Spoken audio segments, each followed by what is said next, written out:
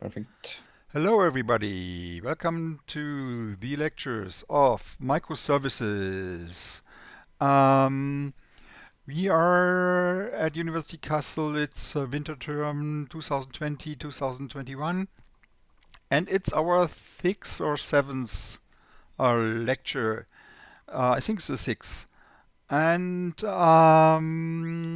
we are going to do things I'm much more comfortable with. We are going to do the modeling and data modeling and work on the data model. And we are going to connect our React client to our Express service. Some things I would like to start organizational wise today is I'm still in my home office. Um, and I use another setup for recording this session here with OBS. And be aware your voices, if you are doing a question or a remark via Zoom, will be recorded in our lecture session and will be part of the YouTube video to go out to the world. So if you want to become a YouTube star, just raise your voice. If you do not want your voice, it's just your voice, not your name, not your image. If you do not want your voice on YouTube, just use the chat, which I don't like. Um, Chat. I should make the chat visible such that uh, this is possible after all. Okay, let's go into it. At the very beginning, I already have something I fear that Sebastian is going to shout at me and to be angry, but no, he gives me a thumbs up. Um, and it's called Sagas. So Sagas is a term stemming from the Microservices book. And actually, did I show you the Microservices book? No, that's bad. So let's do some advertisements for the microservices book. Um, Chris Richardson, microservices patterns, or how does this is called? Yeah, microservice patterns von Oh yeah, Chris it has a Richardson. PDF or even. Um,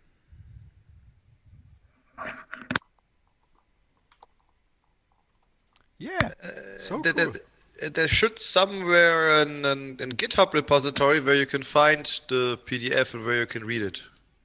Yeah, and this one here, you can download it here. All right, yeah. This is a very famous book by Chris Richardson. And it's actually, I'm reading on this book for a year, half a year now, and many content of these lectures of our lab stems from this book, and especially the term Saga. And actually, so Chris was um, claiming this or coining this just for the collaboration of multiple services in the backend. And I will extend this idea a little bit towards collaboration of the front end and the back end. So that is not original Saga. So original Saga is just in the back end. But the idea extends very easily towards the collaboration of front end and back end too. So the point here is that we face the very fundamental problem of a distributed system. So we have actually two programs that are collaborating. We have a program in the browser and a program in the backend, running on, well, probably different computers. In the lecture, it's all my laptop, but at least in different main memory spaces. And so um, if you have such a distributed setup, then and you have something like a program, a sequence of steps that you would like to be executed, and some of these steps are going to be executed in the user interface, in the browser, and some of these steps are later on executed in the backend. This is a distributed, well, algorithm, so that involves multiple programs that, well, do steps one after the other or collaborate, something like that. Then you have all kinds of nasty problems that you probably may know from your operating system lectures, Betriebssysteme, where things can run in a different pace and all kinds of stuff. And so Chris um, proposes a certain way to implement that in order to deal with all these nasty problems, the collaboration problems. And I picked up a lot of these ideas. And the first thing that I should clarify today is that we are using events in order to send messages from the client to the server and from the server to the client. So these two communicate via events. And actually, I extend this idea such that if I have a distributed process that involves multiple programs, then any step that is done by one of these processes is actually protocoled with an event. So any step that you execute in a distributed stub environment creates an event. And these events are then locked. So we will actually keep them all in a time series. And therefore, these series of events actually shows you how your distributed process has been executed over time. And that's an important thing to have in mind, and that will help us to clarify. So what does actually an event mean, and which kind of information does it actually carry on? And what is actually a command or a domain object that is taking part in such a step? And where do we store which information? So that is actually to set it up. I have actually programmed the collaboration of our user interface, the warehouse user interface, and the warehouse backend already for collaborating on users and for collaborating on the creation of suppliers. And thereby I have now a pretty good idea how this is going to work. And so today in this lecture, we will together program the same thing for products. And the homework will be that you carry on this work, so towards orders. So that at the end, we have this full thing here. Come on. So we have a warehouse client and a warehouse service, and those two collaborate when it comes to users, to suppliers, to products, and to orders. That's the thing that we would like to achieve today, or, well, at the end in the homework. And it's pretty easy, but it's pretty tricky too. And so this will be the assignment. And so how is this doing? If you want to work together on products, this means that in the user interface, Bob is going to create a new product, shoes or something like that. And this is then creates an event that logs this operation. Bob has created shoes, a product. Then we send this event over to the server, and then the server just repeats the same step. That's a thing how we organize the collaboration. Actually, any event that is raised in one of the programs, we actually send it over to the other program, and there it is repeated, so that the backend also knows, oh, there has been a product created. And therefore, this is just to, well, repeat the action that has been done on the other side to, catch up with what has been done in the other program. And then we do another step, that is we register the product. So the product then becomes part of our backend service, and then we send this information back to the front end to say, hey, front end, yeah, the backend has registered this product, you can now use it. That's basically the idea. And you should notice that, well, either the events or the product has something like a life cycle. So products are first created at the user interface. Then they are sent to the service. There they are registered.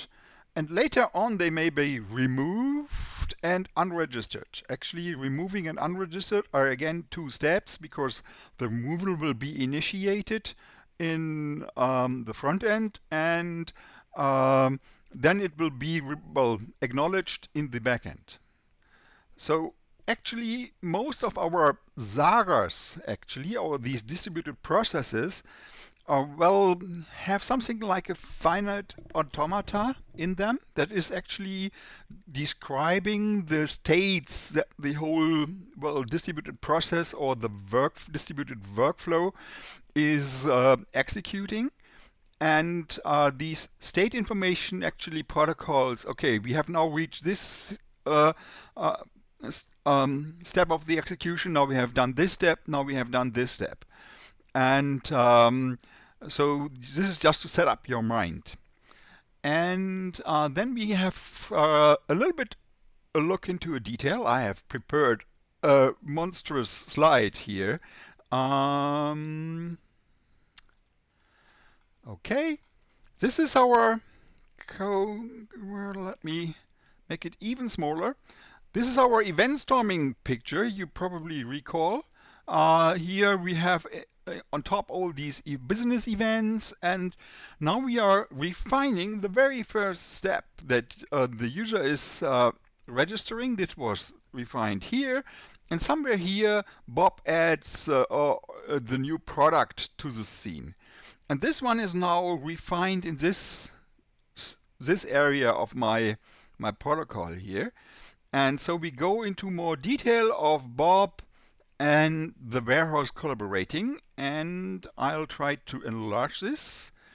So here we are. And I put it here and put it here. Can you actually read that, guys? Would you please raise your hands or raise your voice? You are fine with that? Or should I go into more? It's become smaller later on. No, that's too large. Come on. I don't see anything anymore. Do I? Let's see. No, that's too large. Sorry, doesn't work. So, we have actually two actors in our system. Bob, using our browser user interface, the React system, and the warehouse service running in the background on using Express. And here we have a start situation where at 1400 the warehouse service already contains or knows about an event that has happened at 1320 where the product P40 has been registered. And the warehouse knows that P40 is an LAD, such a small lamp device. And this is just driving our scenario. That's very handy to have it this way, so that we can actually send a register or create product event via Axios, and we do not deal with the integration into the user interface directly. So we assume that this has already been done, and so now Bob at 1410 opens his user interface, logs in and all these stuff, and goes for the products. And then something is already happening. So when I open the list, the products page, I would like to get something like the button to go back, the products page, the add button, and here I would like to have something, the list of already known products. So when the client just has started it does not know about any products that live on the server side. So what the client has to do before it shows these product edit screen, no, that's actually products. That's not true. I'm sorry. The products screen, that's main, that's product screen. Um, it needs to retrieve the list of known products from the service. And this is actually happening here. So the products component has a new method that we are going to introduce, which is called component did mount. And this component did mount operation will go for the main state of our React component. We will see it in the code soon. And ask something like, hey, could you go to the service and load all known, well, products? Not, come on.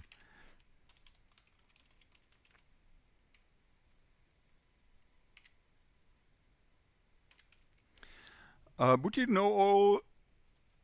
Okay, and this needs to be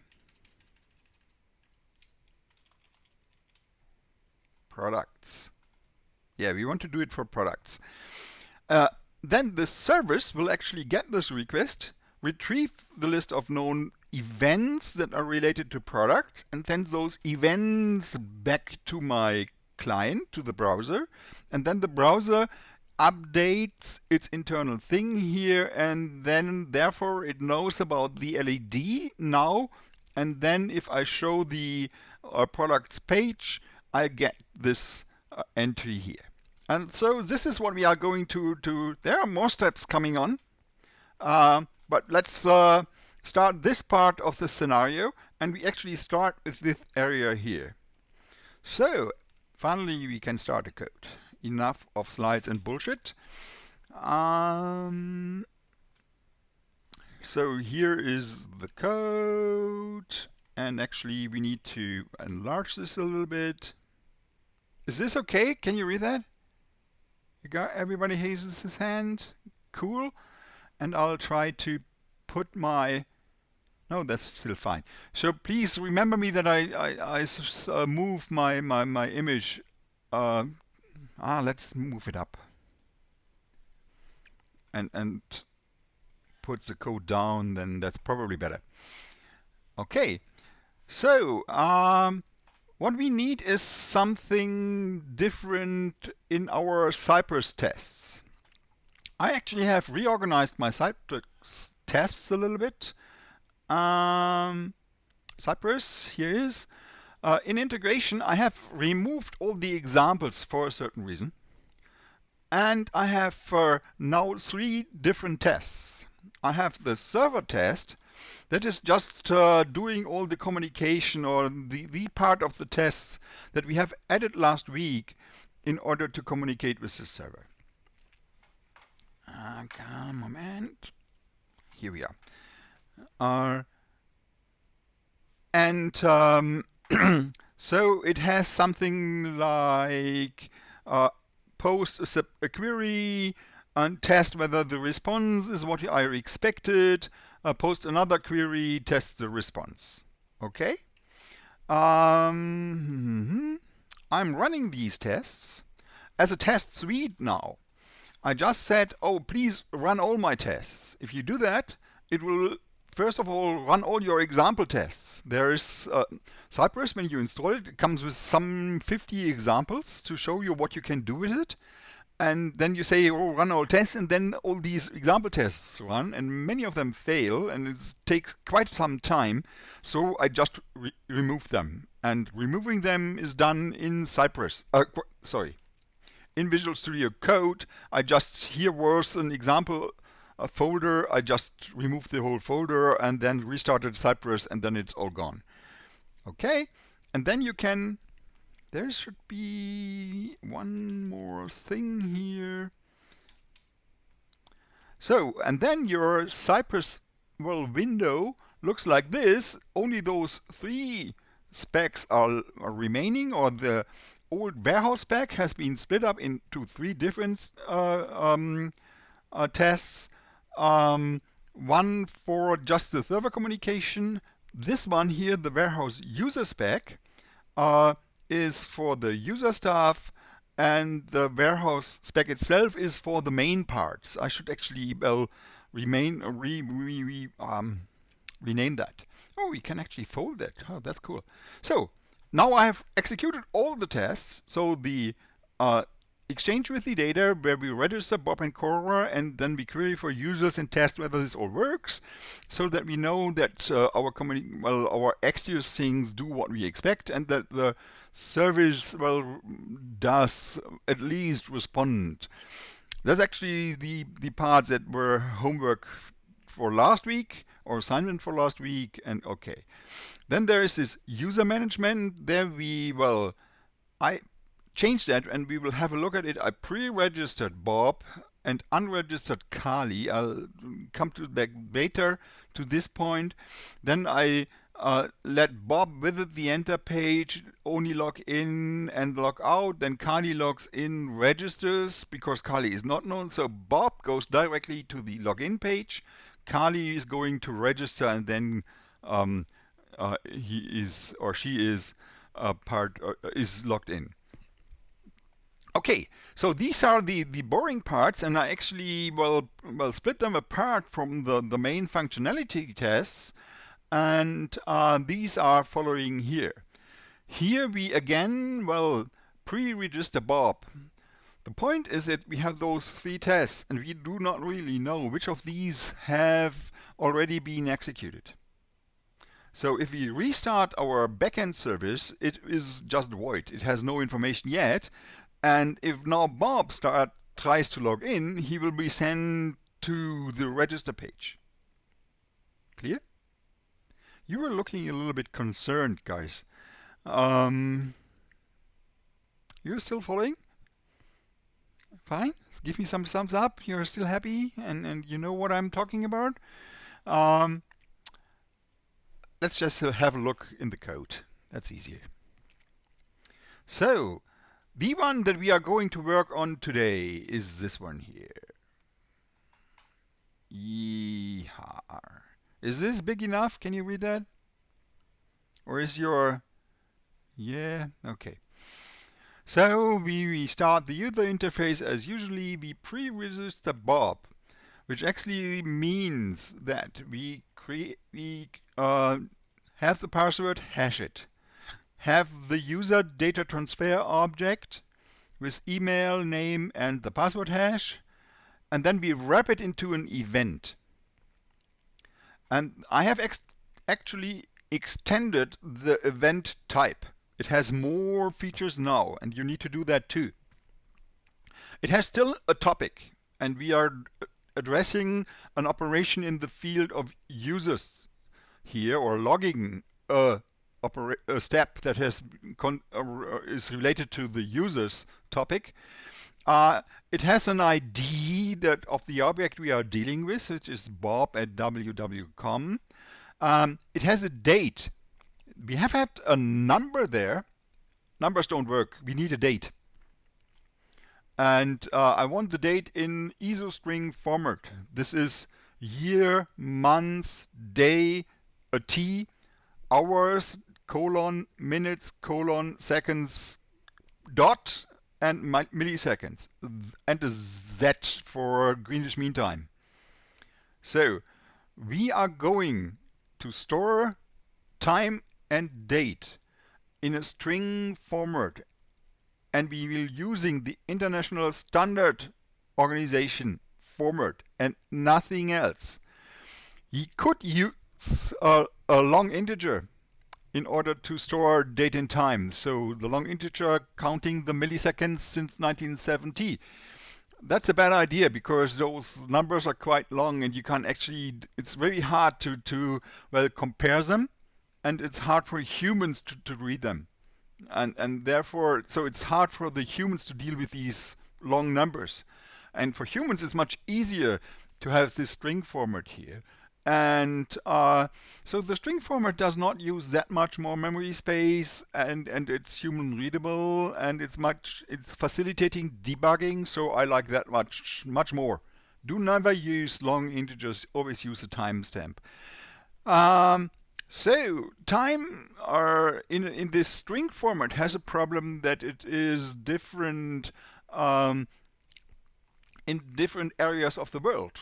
So um, a certain time, 12 o'clock, means a different thing in Greenwich and in Germany and in Douala and in Washington or New York. There are time differences. So we use Greenwich Mean Time. So our date time string refers to Greenwich. Zero of that. Full stop. Therefore, it will work everywhere on the world. And you can easily compare those two dates. Which one was earlier, which was later. Independent of where it has happened. That's a very important thing here. So don't use any locales that give you a different summertime offset or something like that. It's all bullshit. We use Greenwich Mean Time, no summertime, no day saving lights, light saving time, nothing else. Greenwich Mean Time, full stop. Independent from where we live and where we are coding this and where we are running this. Okay, another thing that I have added here is user. Um, Chris writes in his books it's a very good idea to have on any event the information who was actually responsible for raising this event, who did execute this step. And this step here is actually executed by our Cypress test. So I'm putting Cypress here.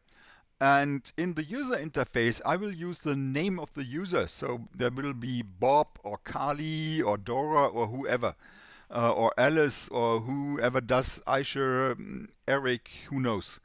Um, and so that when you later look on this protocol and see there's something wrong with this order, so who actually entered this data, you can actually go in through the log history of your events and you can spot, oh, this was Bob. Bob, what did you do? So why did you do that? And then you can actually blame those guys, and that's very good for administrative reasons. Well, identify who is responsible for that. And it's actually also helping. Yeah, that's the point. Finally, okay. And there is this state information, and actually, the state is the thing I'm not really sure about. Um, it might also be a good idea to have the state as part of the user object, but well, currently it's in the event, and let's see how it works. I'm not finally decided on that. Perhaps we can need to refactor that, but it's currently, if then you can have actually a sequence of events, and then you could compare this to the life cycle that you expected, or to the distributed process there, which also defines, okay, first do this step, then this, then this, then this, and you can see how the distributed uh, workflow has been executed, and each of these things here tells, okay, I have now completed the creation step, I have now completed the register step, and so on and so on, and therefore I like it to have it here.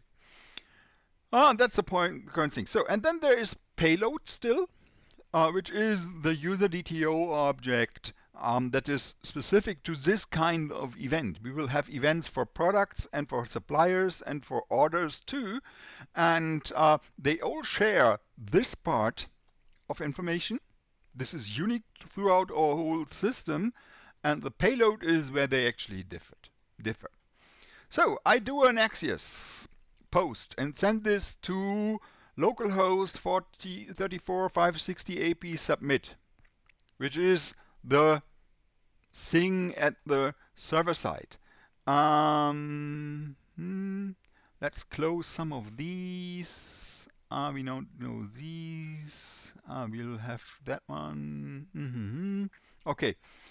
Um, we will jump to that in a minute. Will we? I'm not sure. Uh, so that one is now handled at the server side, and I get a response status, and it should be a 200. I think last time I used something like axios.post and .then here. Did I? Last week, yeah. I've learned that this is a bad idea. So Sebastian was shouting at me and was pretty angry with me. And the thing that you should actually do is an await. If you do an await here, somewhere in the body of this function here, this is a lambda function that is an argument to the it thing here, and in the body I use an await.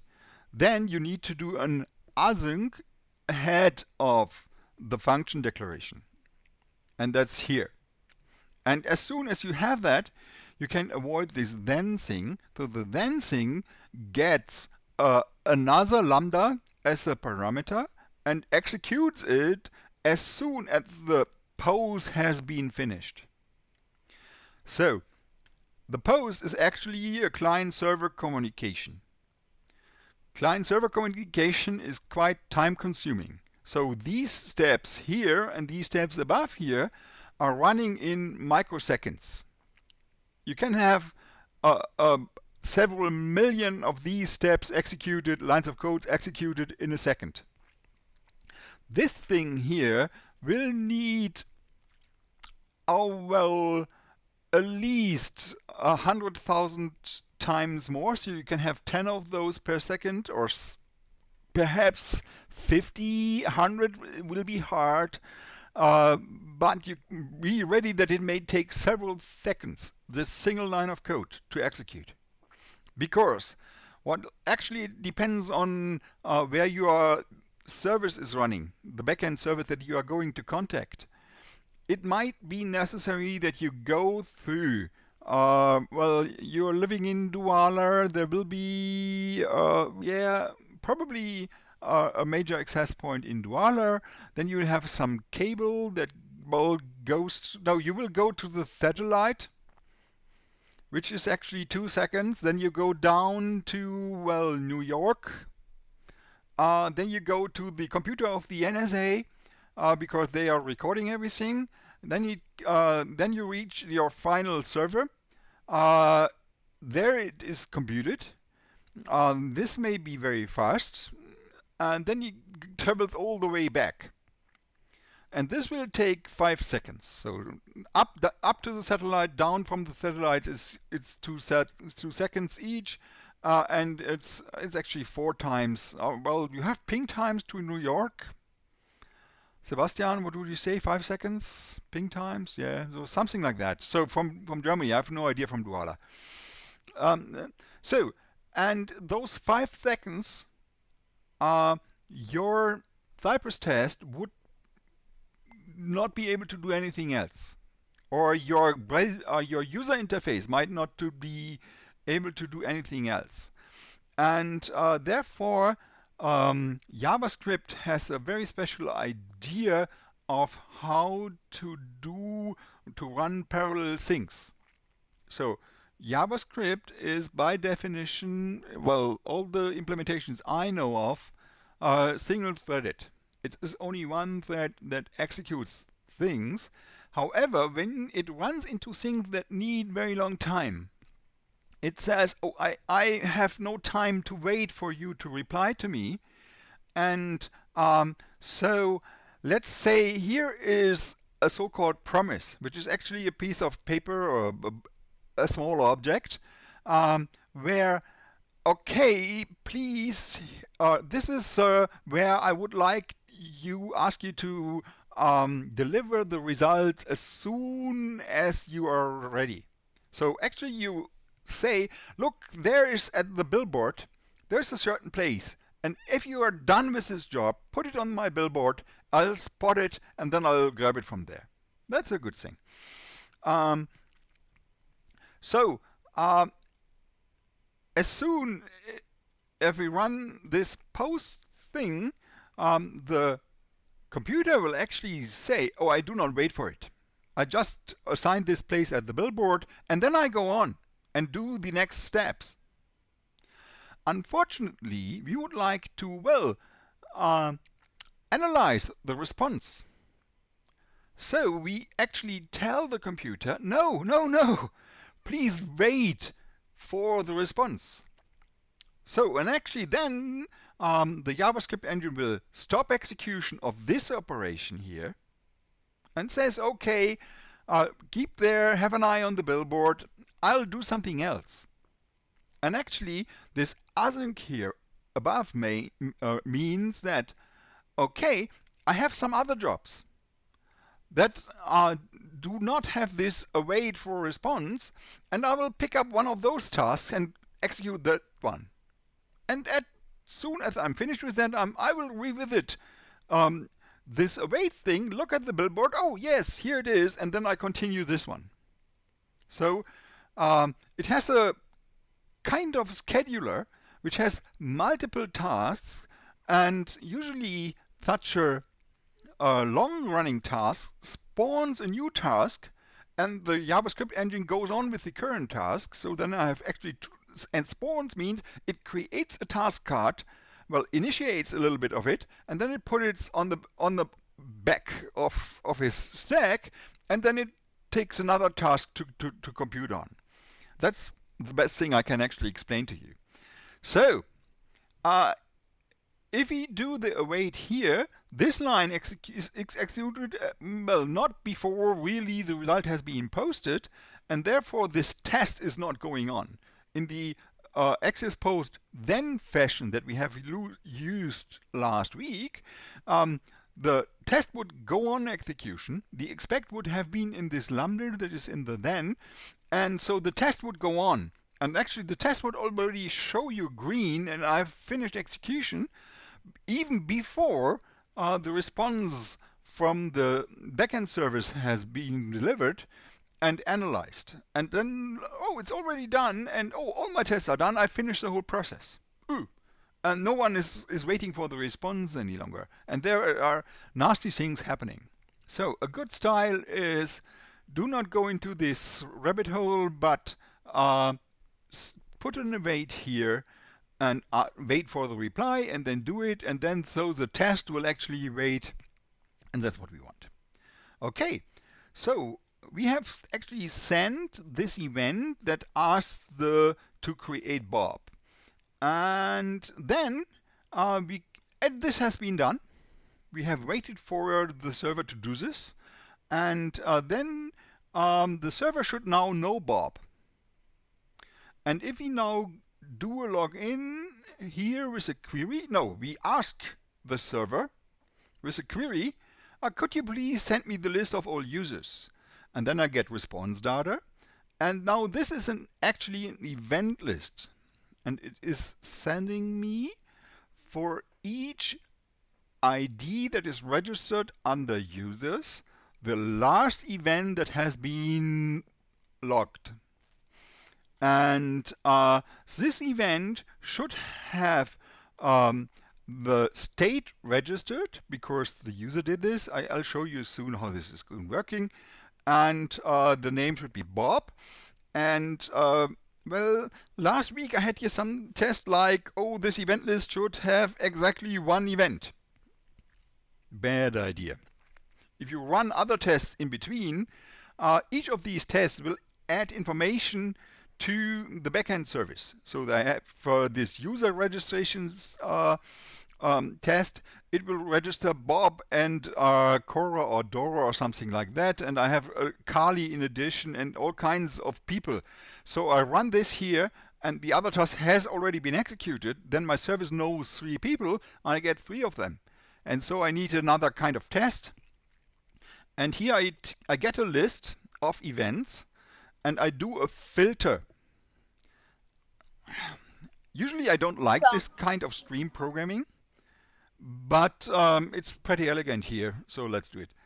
And the filter gets a lambda function as a parameter, and for each element of this list, it has a variable e holding the current event, and then it asks this, if this current event, the state, is it registered, and the payload, and there the name, is it Bob.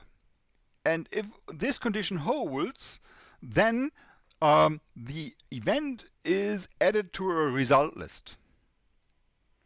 If this condition fails, nothing is added to the result list. And the whole thing returns a new list containing only the elements that fulfill this condition here. So in result, we will have a list of events that have state registered and name Bob. It should be only one. But it should especially be not empty. And so that's how I do that. Okay, now I know that this pre-registration of Bob has actually worked. And the one thing I learned through doing or preparing this lecture is that the testing I have been showing you was, well, pretty poor. So the role of these Cypress tests, or our fully automatic tests, is if I do a change to my program, my test should actually ensure that everything still works. And I was actually extending my program with new functionality with the client-server communication, and for some reason the tests didn't complain, but it didn't work at all, and that is bad. So you need more testing, and it is really essentially that on each and every step, whenever you do something, you ensure that this was a success, and otherwise those tests are not really helpful. And this step here will go through, and 3 steps later you will detect an error, and then you will have a very hard time to identify. So, okay, why is this wrong here? Oh, this must be an earlier step. Oh, that one. Oh no, that one. Oh no, that one. That's a pretty hard stuff to achieve and to identify. So do more of these expect things. Do really check every step whether it was successful. So we have now pre-registered Bob, and I have gone through very much of these details because we will need to do similar things soon. And I'm running out of time. Shit. I need some 10 minutes more today. Then there is Bob, who does actually the login. That's the old user interface test. I go for the email input on the log enter page. I type in Bob. I click OK. And I assume that I'm now in the login page. I look for the password input, which is only available in the login page. I type my password. I send OK. So this would fail if Bob is not there. So it's fine for me to have it like this. So, and now I prepare something for suppliers. And we will actually copy this step here and then do it for a new product. Yeah. And I have actually pre-registered a supplier in order to, if I go into the suppliers page, I want already a list of suppliers there. And so I take this step here and copy it. So here is the user interface test that I have, that we're adding Italy and Liberia. And then here is where we actually go for the products thing. And I said that in our scenario, I want already an event on my backend service related to a product. And we are now going to actually achieve this, to prepare our backend service to have this thing. Okay, I should be here. V registers LEDs for light emitting device or something, whatever this is. We will have a picture soon. So it's just a small part of electronics, and so it will be an LED, and it is a product. DTO. And we do not have a product DTO. Damn it. But we can actually import it from source model product. I'm not sure. Yeah, that should do the job. Fine. Let's just check. Product supplier. Yeah, that looks good. Great. So, and the product doesn't have an email. It has a ID, a barcode.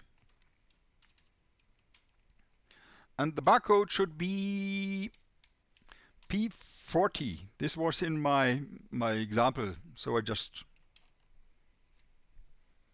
this P40 here. That's the barcode. And the product have more things. It should have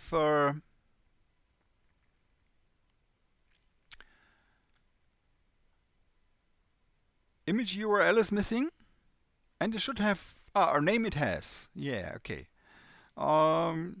Red LED is the name, and it's in China. Nope.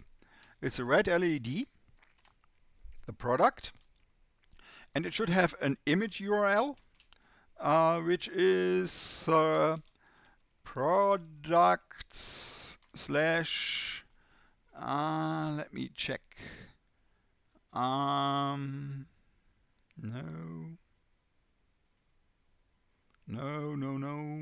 no. Public products. I have prepared that. It's an led.png in products. Yeah.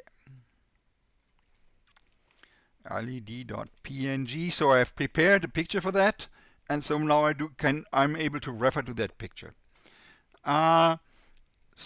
And the event. Oh, that is fine now. The event is it's products. It's a new topic, of course, and the ID is the barcode P40.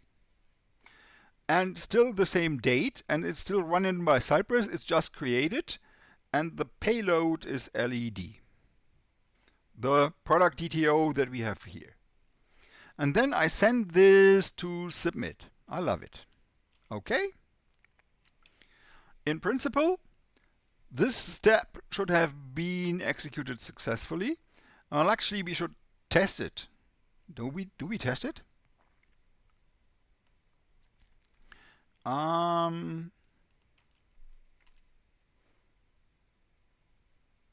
No, do not test it. That's bad. So let's do that.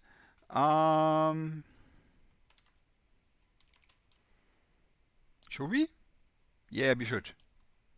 Is it there? By the way, we should have a look at our tests. Oh, it's actually throwing in an exception. We register LEDs. Says, no, the request failed already with status 500. So we were editing the test, and every time we save it, it executes the test automatically, and the register LEDs step is failing. So, hey, so we do not need to test it because we already know it's failing. We probably should do it later on, but let's have a look. So why did it fail? Well, our server is not knowing about this, and therefore we have to go for the service. Oh, there's still something going on in the service.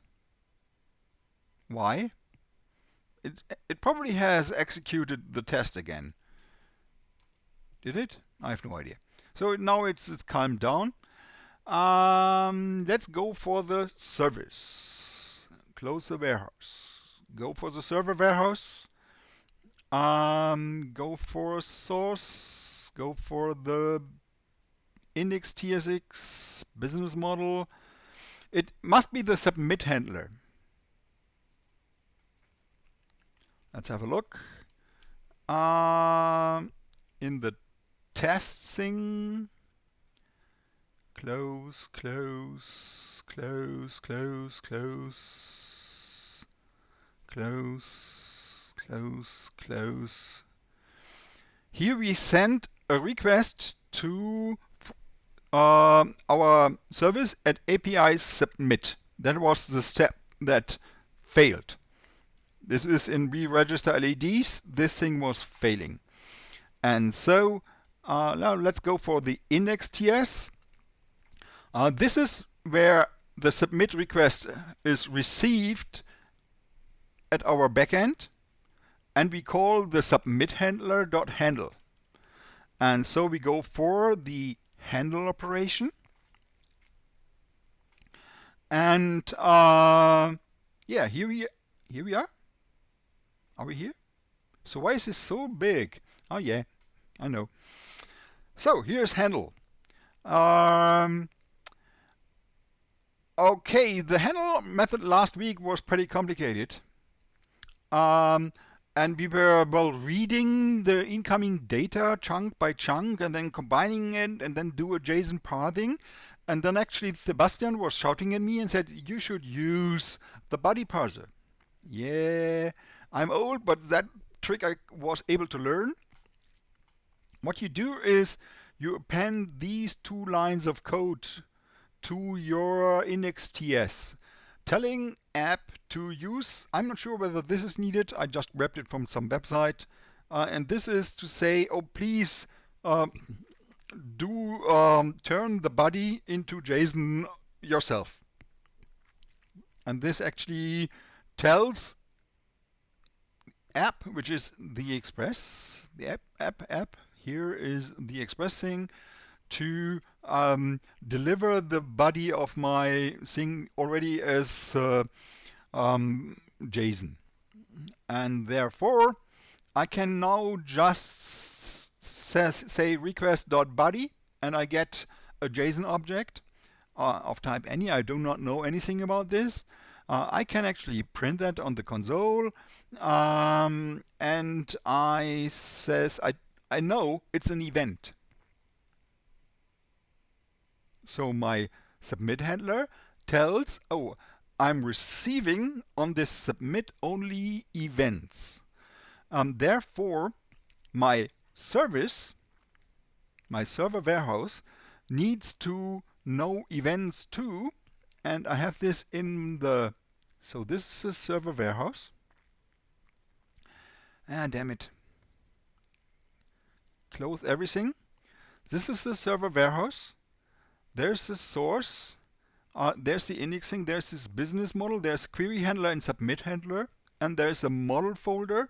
And there I have now events with topic, ID, date, user state, payload. So you have this event.ts file two times. One time at the back end and one time at the front end. That's a proposal by Chris Richardson, Microservices book. He argues that this is a good idea to copy this, to have those two independent programs pretty independent.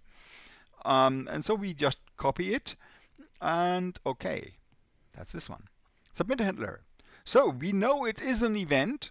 It has the same format on client and server side. And so we put it into a type variable, and this is actually type checking here, whether this really holds. It raises an exception if it does not hold. And then we say, okay, I want a handler for this topic. So we need to go into these handlers. These handlers, that was commands last week. I have renamed that because handler is a more appropriate name. So our submit handler has a map. Did I explain what a map is? Who knows what a map is? Oh, it's actually a hash table, and it's pretty much like a JSON object, but it's somewhat more efficient and more comfortable to work with. So I have a map, a hash table, which given a key or a topic, gives me a model command handler. This was model command last week. It's now model command handler that is able to deal with this kind of things. So we'll have a look at model command handler. That one has become a bit much simpler. It now just has a reference to the submit handler we need, and a handle method that doesn't do anything, and a constructor that initializes the submit handler. That's it. Well, not too complicated. So, our handle, where are you? Here is the handle thing. So, I go into the list or the map of handlers and ask for the handler that is responsible for our topic. There are different handlers, one for users, one for suppliers, and we are going to add one for products. And this needs to be done here. So I just copy this line of code and say, oh, if the topic is products, please call the product command handler, which I do not yet have. So that one is still red. So we need to create a product command handler. Should we do just copy paste? That is much faster, but it's a little bit more confusing. Let's go for it. Let's go for it. Product command. So we go for the supplier command handler, which is here. Do a copy and paste and do a rename. And no, it's no longer the supplier command, but the product command handler. And then we change the name of this thing here. And actually, we will no longer need the supplier, but we need product here. And I'll revisit this as soon as we are at that line. Okay, it has a constructor. I'm fine with that one. So you actually have to help me on this. If I do a mistake or omit a line, please help me. So there's the handle operation, which is actually the thing that we need to implement. Oh, it's not that big. And that is now responsible for, well, dealing with this shoe created, P40 created event. And so here we use the event history. Should I dig into that now? Yeah, we need to dig into that one now. So this will, well, take another 10 minutes. Oh my God. So it first goes in its history in order to look whether there is an old event that is working on the same subject, same thing, which is also modifying P40. The point here is that we need to deal with multiple end users. So assume that two people are currently working at two different front-end computers. So Bob and Carly. And they both have the idea to add P40 to our store. And well, they need, well, different time in order to send in this information. And so at the backend service, there may come an event saying P40 has been created and is about red shoes, and sometime later, or an event comes, or next an event comes from Kali saying, oh, P40 has been created. It's actually cool shoes, not red shoes. So what do I do? And there are multiple strategies how to deal with this. And the default strategy is last edit wins. So I actually compare the date. When did Bob do this? When did Carly do this? And the latest editing wins. So if I'm here in this handle event, I need to look up my event history whether there is already an event contained which has a date which is later than the event that is currently arriving. I will get events that were traveling a long time. So it was at 1300, Bob did it. Uh, at 1200, an hour earlier, or 1230, Kali did it. And for some reason, so Kali was actually in a corner of our warehouse where no wireless LAN was there. So it was actually waiting for quite some time. And at 1330, an hour later, Kali comes in with his stuff. And now I get this event, and then I say, okay, this has been done at 1230, but Bob changed the same thing at 1300, half an hour later, so I ignore the old thing. That's the idea.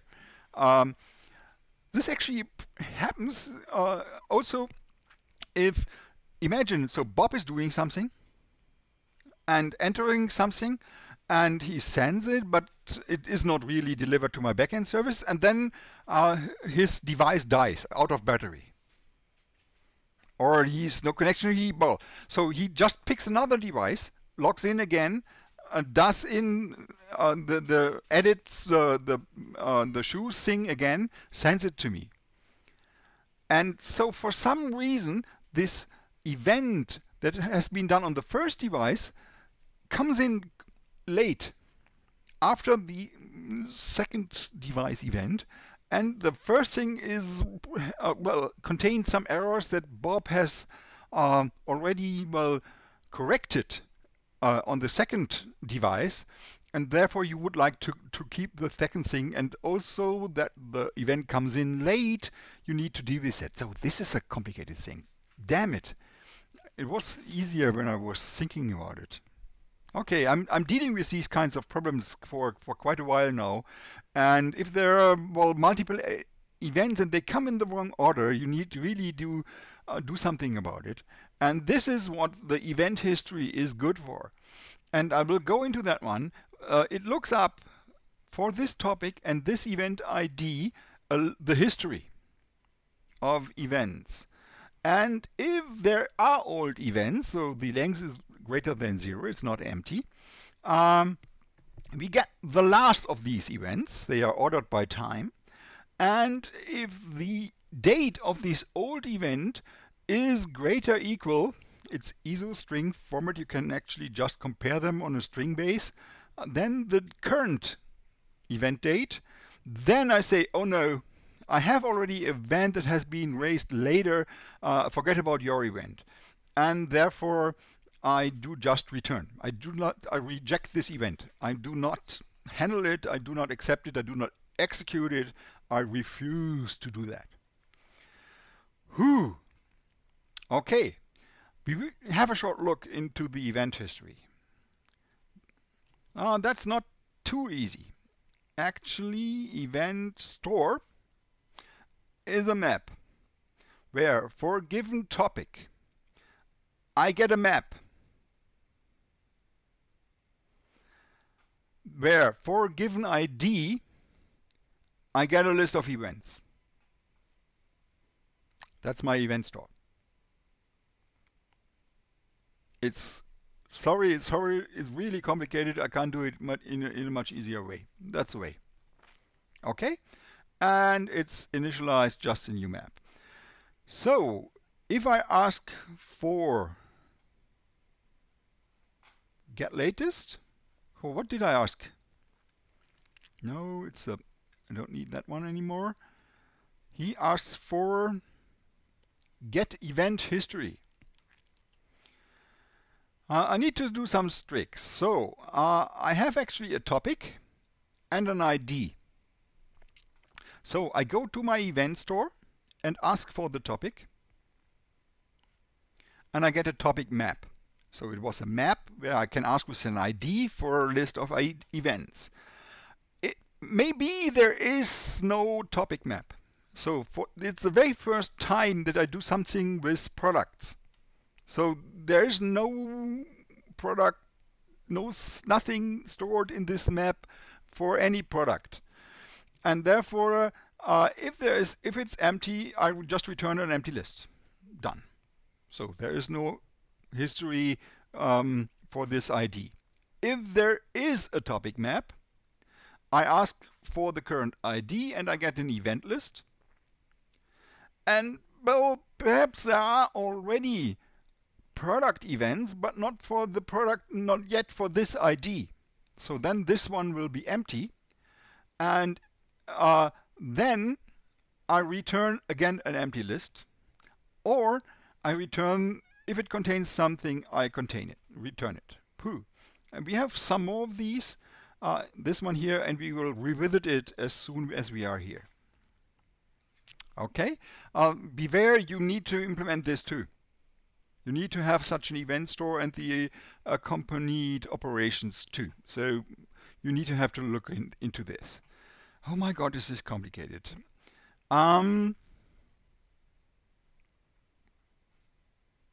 Get event history. Here we are. So we have handled it. Cool. So we have done the collaborating, they come in the wrong order and some very old event shows up that I would like to ignore. We have done that. So now we go for the payload. And the payload is actually not it's a product DTO, isn't it? Yeah, should. So what was it before that? Supplier? No way. It must be a product DTO. And so we need to fix the other one. This was a user command handler, and it says the handle operation says the payload is a user. That's not true. It's a user DTO.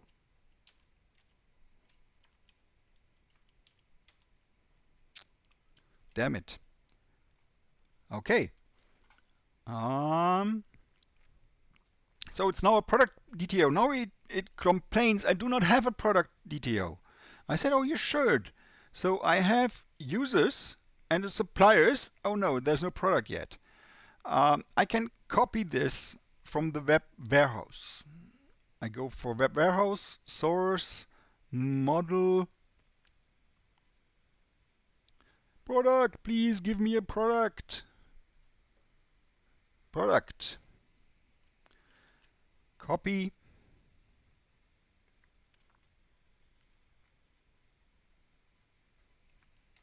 Paste. Here it is. Product DTO barcode. I've copied from the other thing.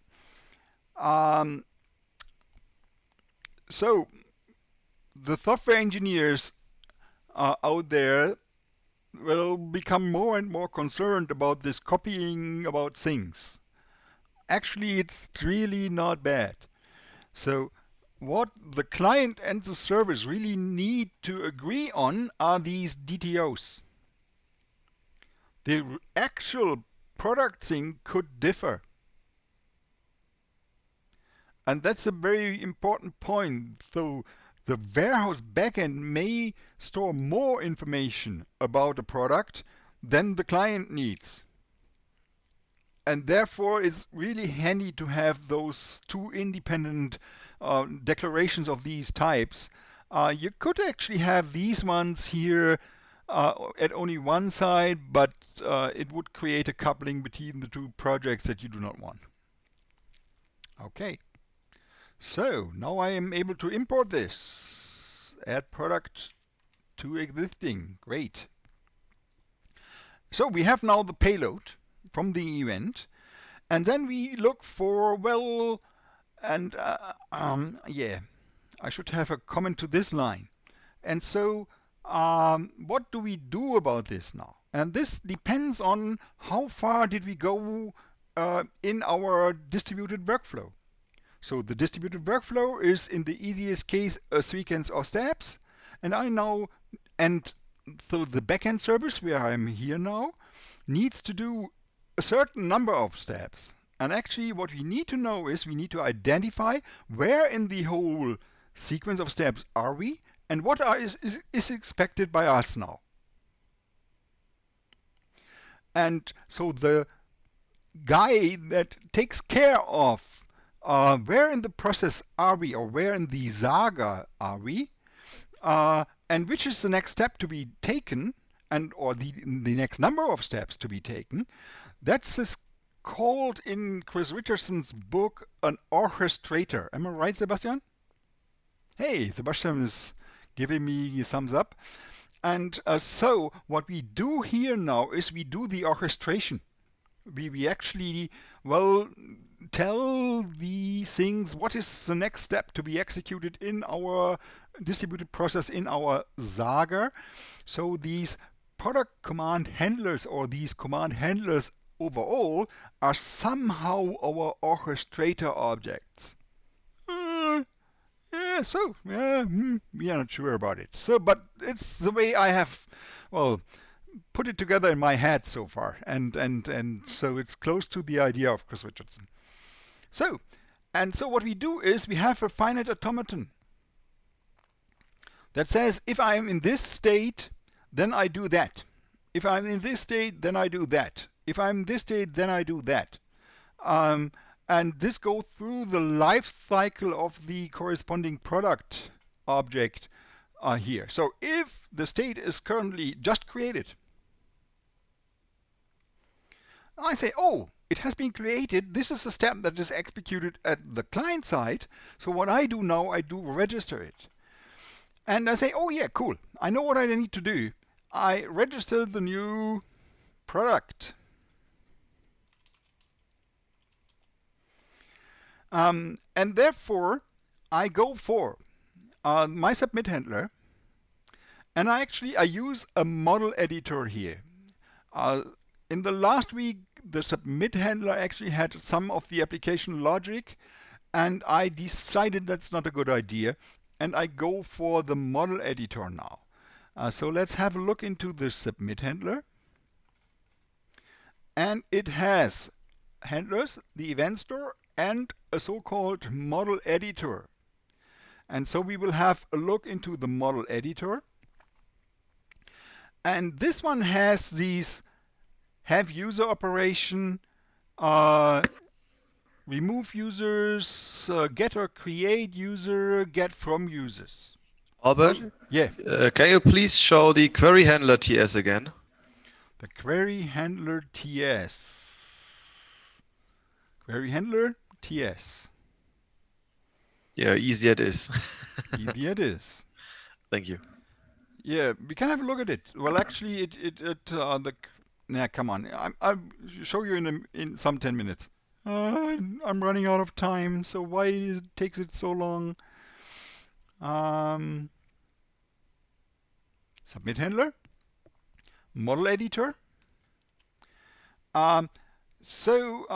Actually, the editor has the set of all users. No, actually, a map of users. And these have user, get or create, get from users, and these kinds of operations. So all to, well, manage all the user objects that we have. And I could actually add the supplier objects here, and the product objects here, and the management of the order objects here. And then this model editor would become quite big and very crowded class. And therefore I decided to say, okay, I need a means to, well, split my model editor into multiple chunks. And therefore I created a main editor. This is pretty much the same step that we did for the user interface, where we have user pages and main pages. So I do the same thing here just to show you that you can actually do that. And so we go for the main editor. And the main editor currently has suppliers, and that's it. And so we will need to extend the main editor soon, and we will see that. But let's go here. So it's this. I have a submit handler that has been handed to me at the creation of this product command handler. The submit handler has a model editor, that one has a main editor, and this is responsible for suppliers. I do not want to deal with suppliers. I want products. Have product with the payload here. So the main editor needs a have product method. And we probably can copy this one here and put it, why not here? And say it's a have product.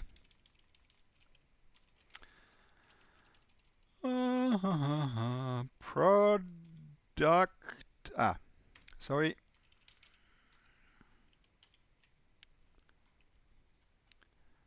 Okay, product. Have product. It gets a product DTO as a parameter and returns a product. And here it needs to be a product, so it does a get or create product and gets a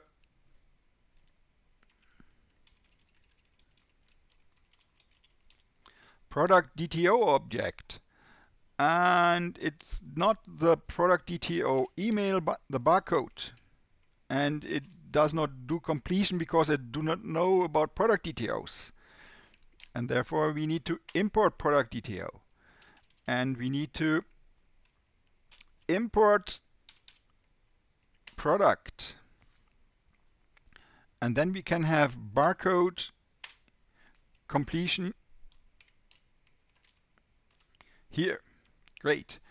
Now it says we do not have a get or create product. Yeah, that's a problem here. I finish this one here, and then we will go to that one. Product, product, product. So this one is no longer a supplier, but a product. And the product has a name, but we really want, oh yes, name was great. Product, name, becomes product DTO.name, and our product has an image URL, and this becomes product DTO image URL. Here we are. And we return the product. Okay, that one looks great for me. And so we still need this get or create product. There's a get or create supplier. We copy that one.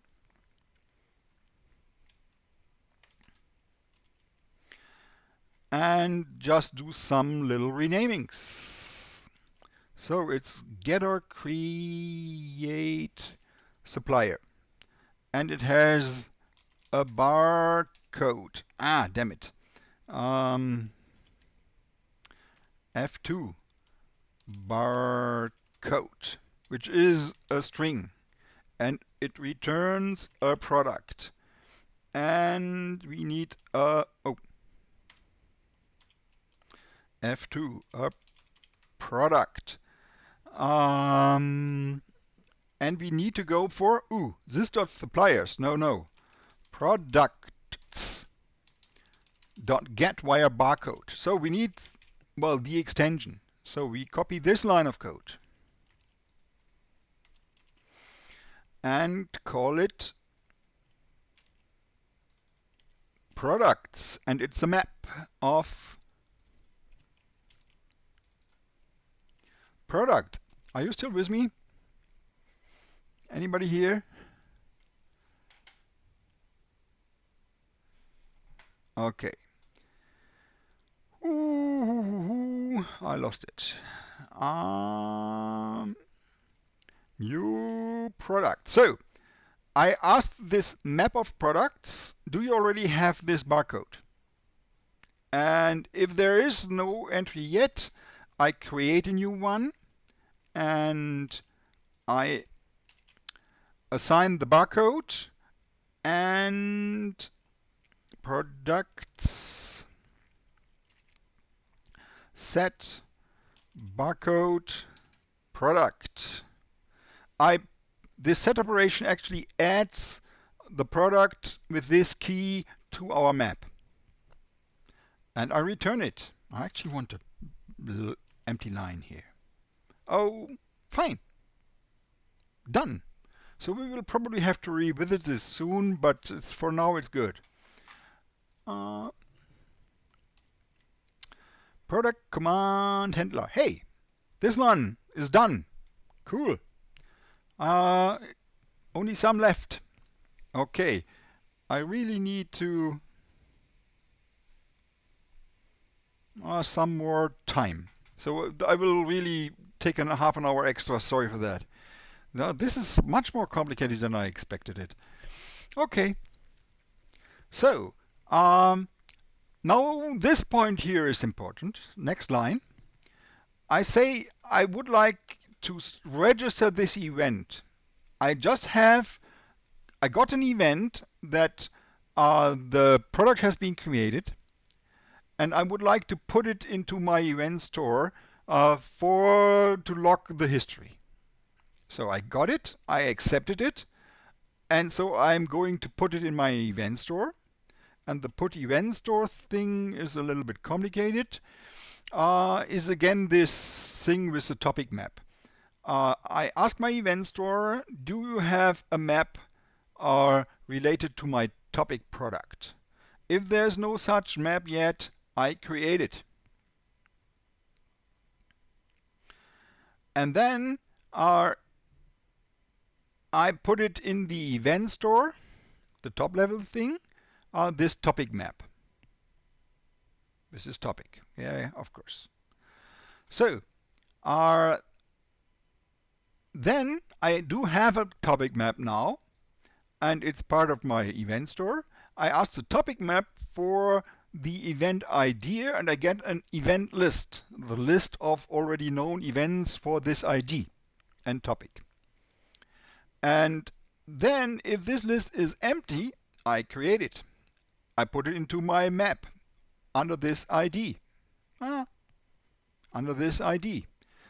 Finally, I push the new event into this event list. So push will append it at the end of the list. Done. Hey, it's pretty easy. And there's something wrong here, and I could actually fix it by now. Change import. Yeah, and for some reason it does this import always wrong, and that must be replaced by 2 points. I have no idea why. Okay, put event store product command handler. Here we are. So that one step done. Cool. Line by line. So now we say, okay, I would actually like to register this thing. So I take the next step in my process, which says, oh, please would you register this at server side? Well, actually, by executing this, I have added it to my main editor already. So it's now part of my data model. But the state of the event is created. So what I need is another event, a new event. I have, well, executed a new step of my Saga, and therefore I record this step with a new event. This is a little bit, well, it's not so well motivated. Believe me, it's a very good idea to do it this way. So, the topic is products, isn't it? Ooh, supplier. That's a bad thing. I need to do a fix. Product command handler, supplier command handler. This should be this suppliers, I'm sure. I'm not sure. Probably I just ruined everything. But I think it should be small, a lower capital letter, lowercase letter. So products. And we use the payload barcode. And we use an ISO string, date, and the guy who did it is the product command handler. And the state is now registered. And the payload is the same as the original event. Cool. And we put that event into the event store too. So now the event history for products and let me recall it. And P40, the current ID, the current barcode, is first an event at a certain time which says it's created. Second, an event saying it's registered. So we can actually see in this list what has happened to this Saga, which steps have already been executed, which are the steps that are going to come. If the state is removed, then we do something else which I would like to do later. So I'll keep this for another week, not for today. Hey, great. That should do the job. I'll need to look at this one again. And here it says products. Cool. And I have no idea what the suppliers say. Just check. So here it says suppliers with a lowercase s. So it's probably good to have a lowercase s. And actually the submit handler is the one who actually registered it. Yeah, it's the lowercase s for sure. Let's have a look at our tests. Let's rerun them. So now this step that we are working on should actually do the job.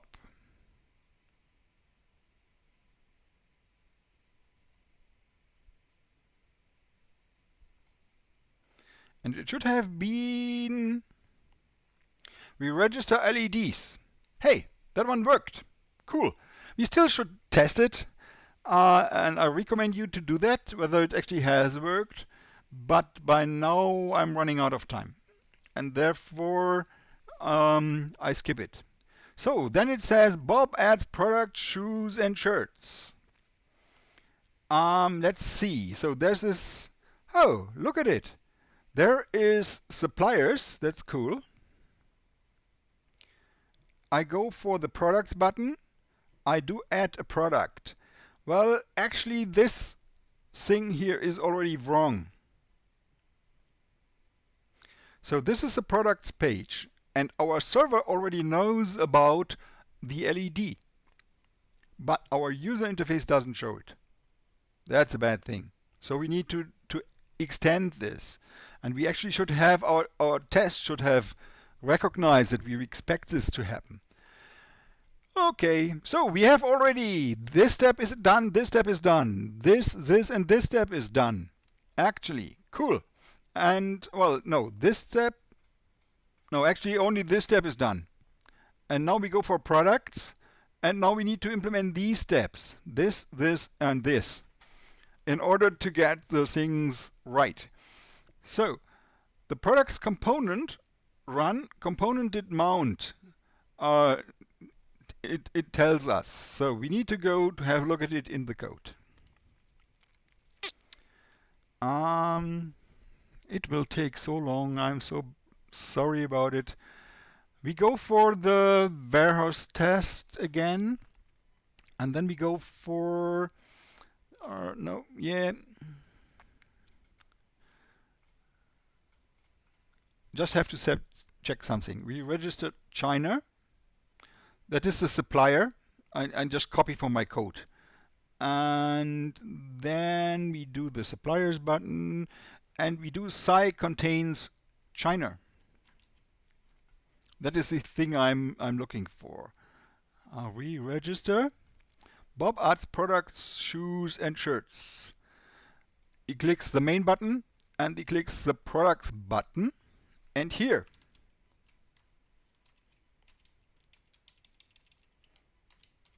it should contain something like LED. Well, actually, it should contain something like red LED. So the name should be visible. So I just extended my test and added the expectation that when I register the LEDs and then I go for the products page via the products button, then I should see red LED listed in the list of things. And this has probably failed.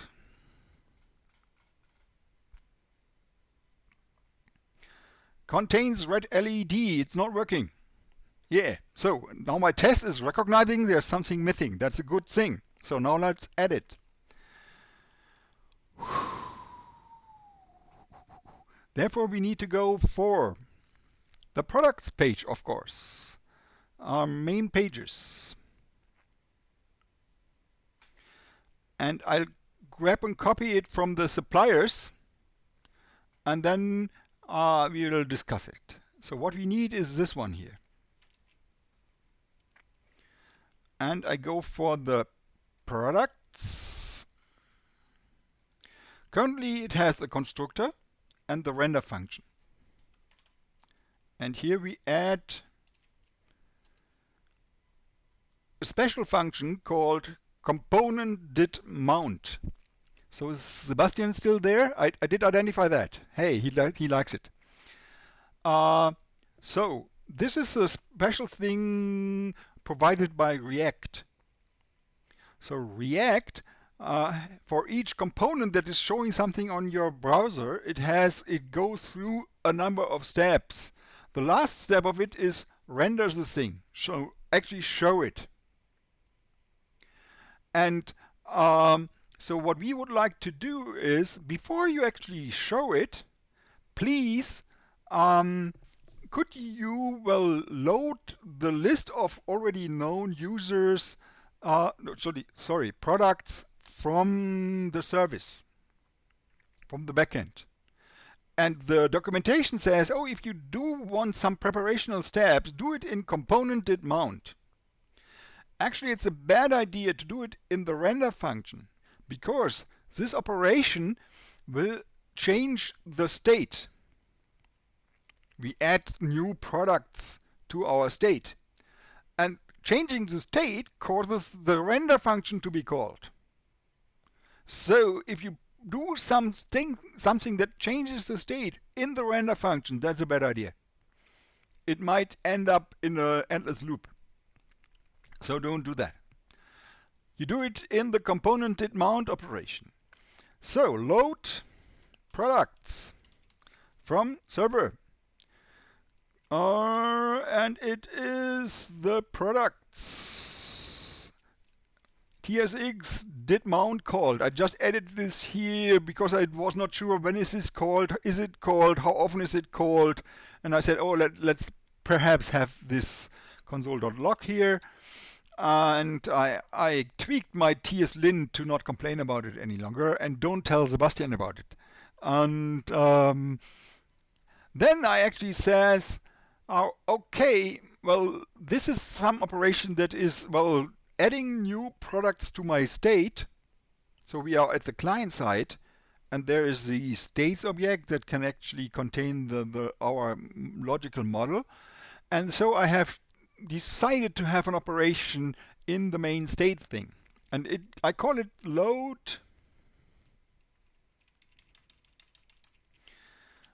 products from server. Okay, now we need to go for the main state. Main state, where are you? Here. There's the main state. And it says load suppliers from server.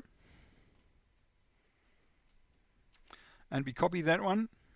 And there's a constructor, and there's an awful lot of other things. So just let's have it here. Load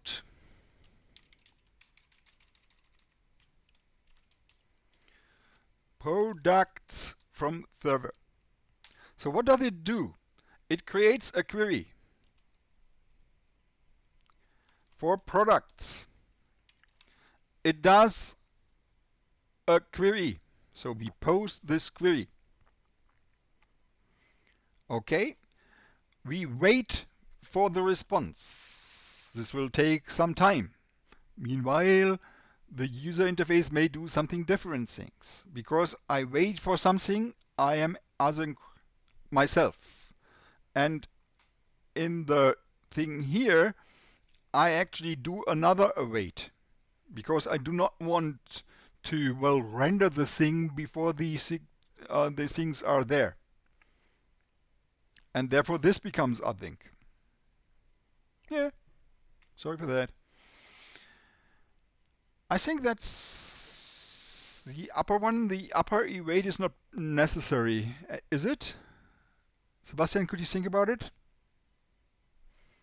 So load products from query will only return. Oh no, yeah, it's necessary. Absolutely.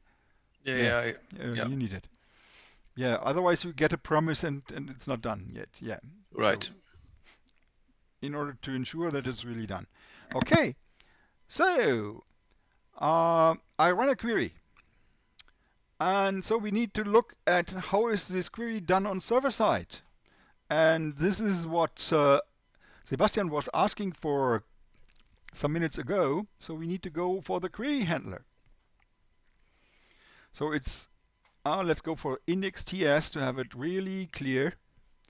So here this request that is API query comes in, and I go for the query handler to handle it. And here I result. And the query handler says, okay, I will respond with a list of events that are related to this topic. Well, it usually it depends on what was the question. If there is no topic at all, I do that one. And currently, I can only answer topic questions. So the default thing that I do is I go for my submit handler, which the query handler gets. And this is done in the index.ts. Index.ts, where are you? We first create the submit handler.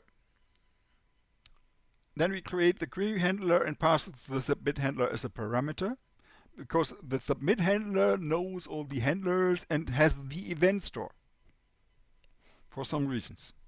So the query handler wants to access the event store, so it needs access to the submit handler. Okay. Query handler, here we are. Yeah. And I asked for the latest events. Did we do that already? No, we have asked for the event history. This one asks for the latest events. And let's have a look at this one. So we already have had a look at this one. This one is slightly different. What it does is it goes for the topic and gets the topic map. If there is no topic map, there is no events, empty list. If there is a topic map, I create something I call event lists. Maybe result would be better. F2. Yeah. So that is the thing that I'm going to return. And then I asked my topic map. So all the map that contains all the lists of events for products. Please give me your values. So these values are a list, and then I iterate through that, a list of lists. I iterate through it, so each entry is actually an event list. So I get such a thing. Yeah, trust me, it's working. So, and from each that list, I want the last element. And I have no idea, is there any more sophisticated way to get the last element of an array?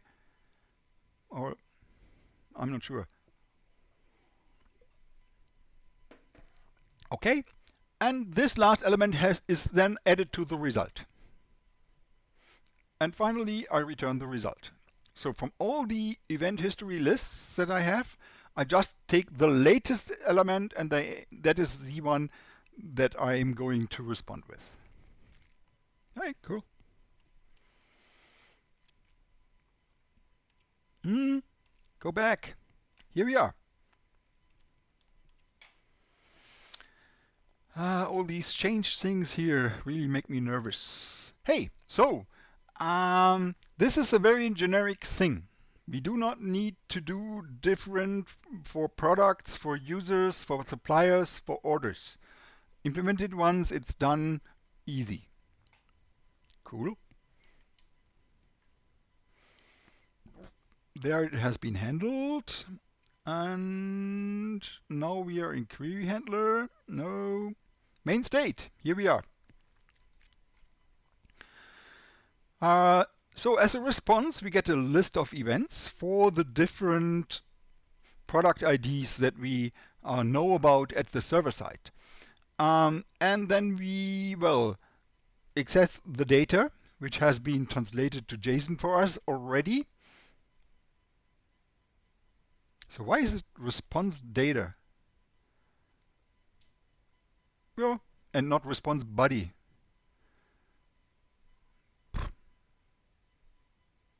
I have no idea. It's probably both the same.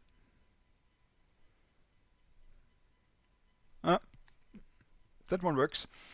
Um, I do data event list. So that is the format that has been responded with by the query handler. So we have result here is an object that contains one field which is a list of events. And that one is the thing I need to do. I do a loop for that, so every enter in this event list is an event after all. I do a cast, so we are still at the client side, and I think this should be an it's an event, yeah. And then I know the payload is a product DTO.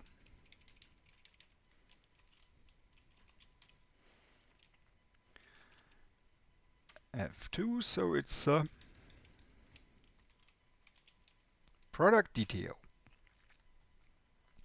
So, and if the state is unregistered, remove, this comes later, next week, well, actually next year. And so usually I will call a have product operation. Hey, that's cool.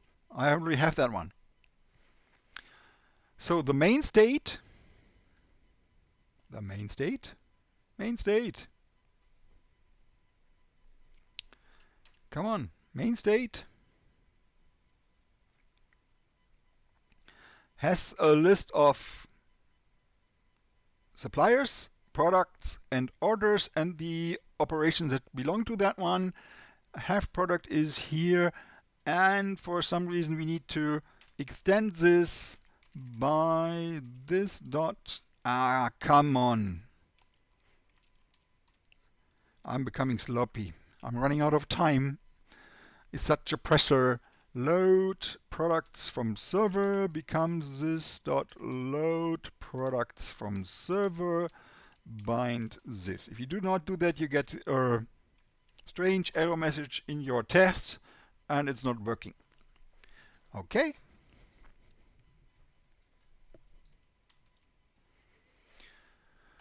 Whew. Okay. Okay, so that should do the job. Main state.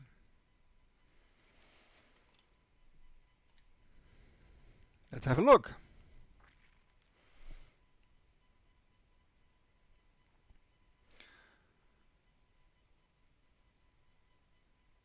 Bob adds products, shoes, and shirts. And he's pretty happy. And here we press it. And here is the product, the LED that we have registered. Great. You see? Great. Everybody, it's clear why it's there. If it's in this list, it's rendered by our render function and we show it. Oh, cool. Hey, I love it. Great. So, that works fine.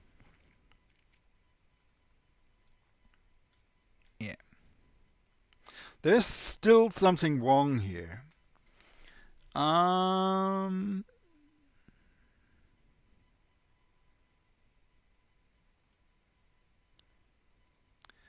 well, it looks like it is working, but it's not because our backend does not know about shoes and party and shirts. Is this clear to anybody?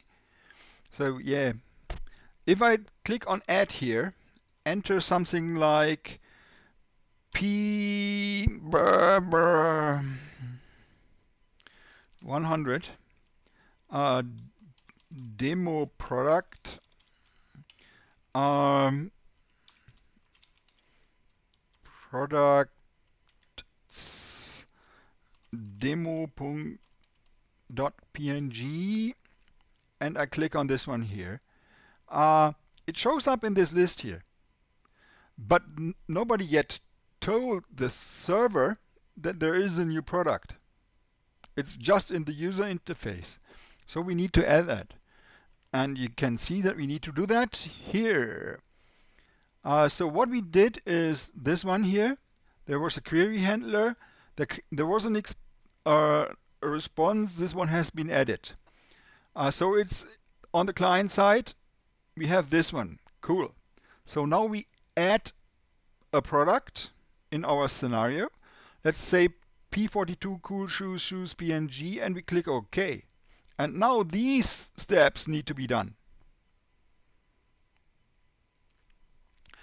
And what we need is the OK action of our product edit component needs to send an information to our submit handler in order to tell the server there is a new product. And the good thing is this one has already been implemented. It's just this thing here that we need to add. And before we add that one, we extend our test because the test shows green, but it doesn't work after all. So we go into our test. And we again copy from the suppliers thing.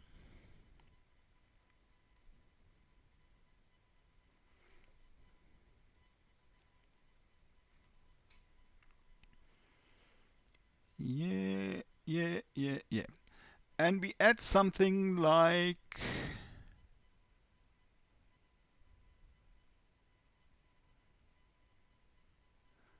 this one here.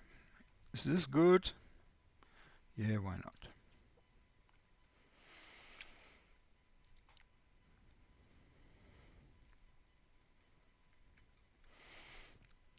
Should we do it here already? Yeah, it's much clearer. No, that's bullshit. So here it adds cool shoes. So, and let's look whether the server knows about the shoes. And therefore we ask main. Okay, I need one more line of code.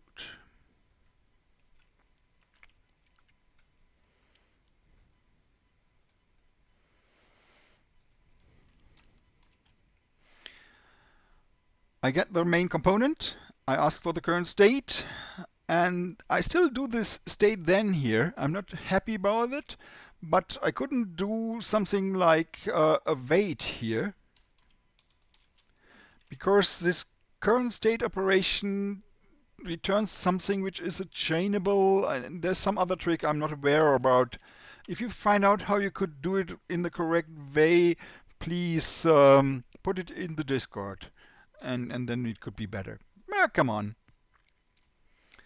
So, and we are asking for data products.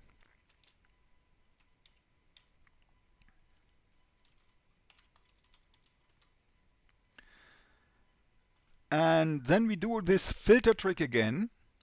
And for each product where the name is, and we are looking for cool shoes.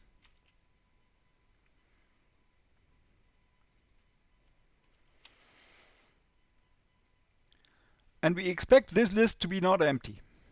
and we are looking for a red LED too, and that one should be a P. Okay, if we run that test, that should fail, hopefully.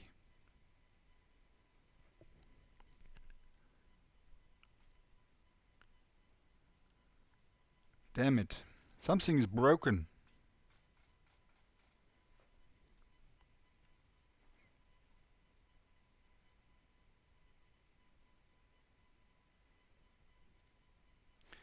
Probably I'm running two tests in parallel right now. It never comes back.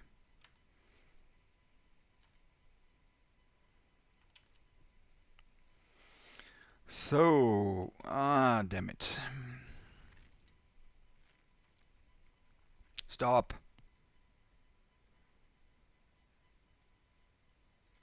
Run all three tests.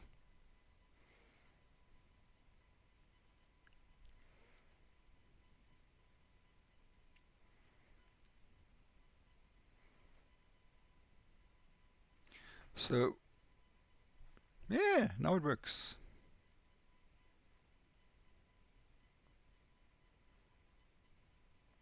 So that one should fail after all. It should fail now.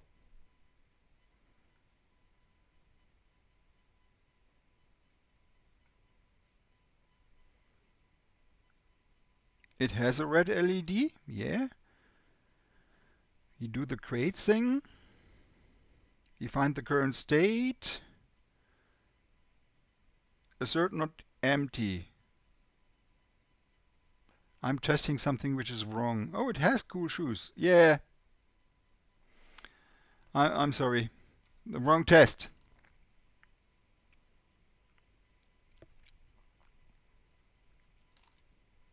So this is bullshit. I know that this is working. So let's get rid of it. So what I need to do is I need to ask the server whether he knows about it. So I need to do an Axios pose, something like that.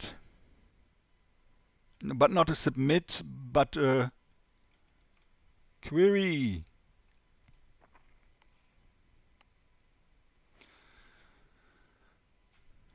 Okay. And it was Bob adds products and shoes somewhere here. Should know cool shoes. And it says you cannot await if you are not async.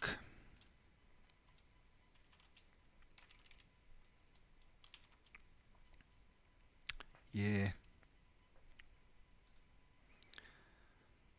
Yeah. Here we are. We do a query and we query for products. And this one needs to be declared, and we get the data, and it's a list of events, and then we filter the event for state is registered, and it's a cool shoe.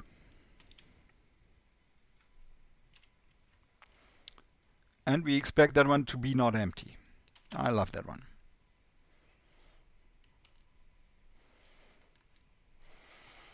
So now fail, please. Yes. Did you see that? Excerpt expected undefined to equal cool shoes. So we didn't find the cool shoes. So many things went wrong from there on.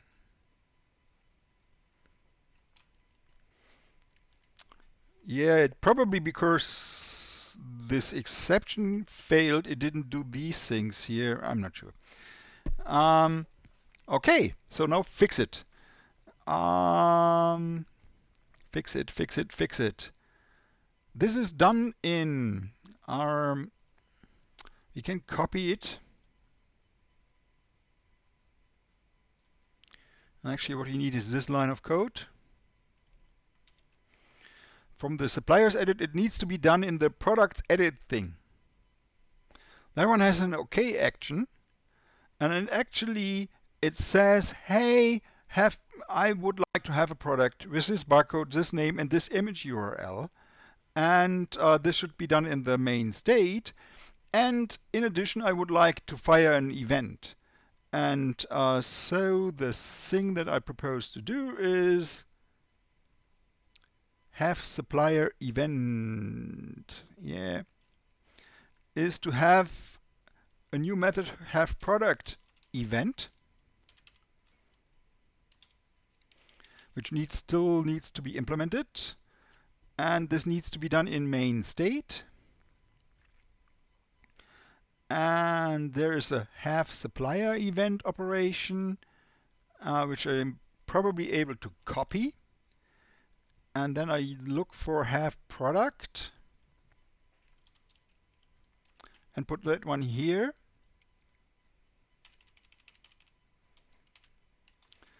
It's almost done. How late is it? Oh, it's already 2 hours. Oh my God, I'm so sorry. I feel bad. So Santa Claus is not going to bring any gifts this year. I'm so sorry. Um, product DTO.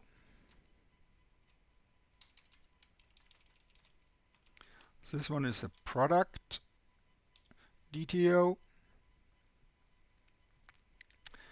and it delivers a product, and this needs to be a product have product. Hey, that one I already have. Product DTO, and it creates an event with products. So it calls have product, and in addition it sends an event. Easy. Products, product DTO barcode is the ID, new date, just created, and its current user.email is the guy who is doing it. So it will be bob@ww.com. Or if I don't have a current user, that should not happen, I do unknown. And I provide the product DTO, and then I do Axios post, and I actually submit it. Have product event, and do not forget to register this in the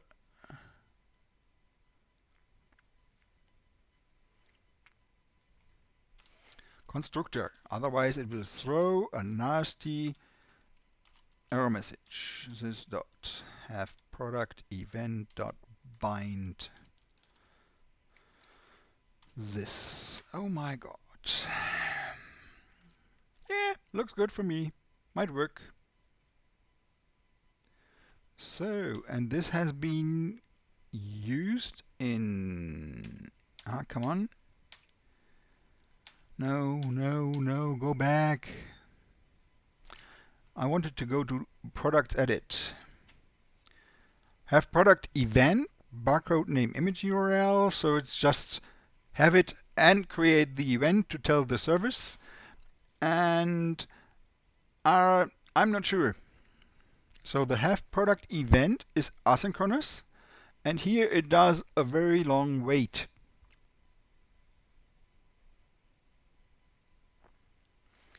And so we are now going to go back to, yeah,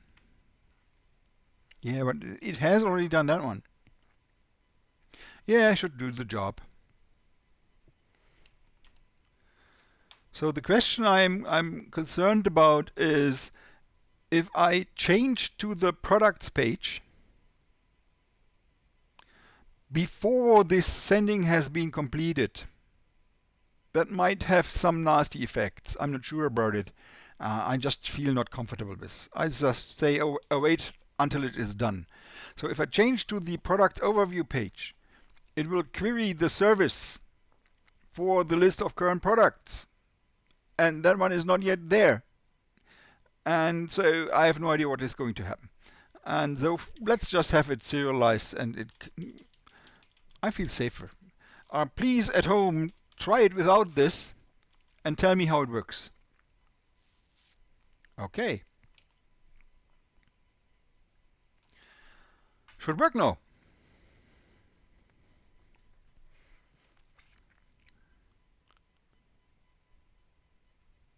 Damn it. There are no shoes. So why? Did I save everything? Yeah, it looks good.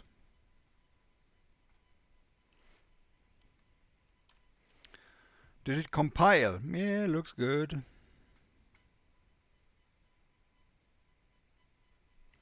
Oh, I do not handle that event, do I? Yes, I do. Created should be registered. Damn it, it should work. I think we need to look for it. I hate it.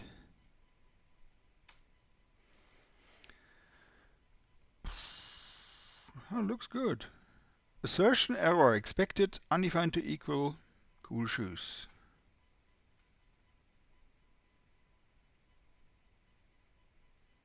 So, and what was it? Order.product.nee. Okay, I see that one. Damn it. Okay.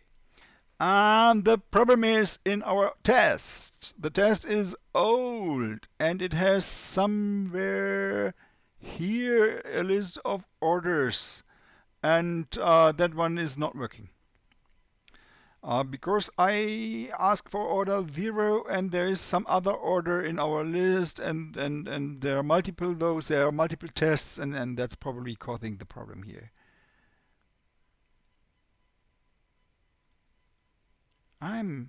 That's bad. So why does it work? So, later step. It's probably the number. And, oh yeah, test is already running again. Still an error. Expected something not to be empty. So, and who is it? Print to console. It's on the main button. There seems to be an empty loading of something. It's on the main button. Yeah, by Bob's adds products, shoes, and shirts, and on the main button there seems to be that the request gives you an empty array instead of some products. So where is this? Yeah, that's right. Sorry? So it's still here in the States saying something down here, isn't it? Yeah, something there. Yeah. I leave that to your homework.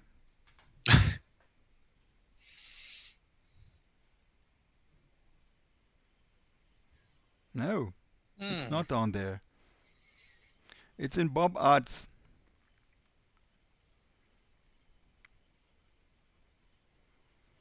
And yeah, expected not to be empty. It is. So this registered cool shoes. It should be that one. Yeah. And so we need to look at it. So what's wrong? Or could it be that the assertion from Cypress is only shown there, but gets thrown to a point before that? Because the students had the problem that some of the assertions in Yeah. Cypress were shown not where they were tested. Yeah. So we will have to do a breakpoint at the right line of code.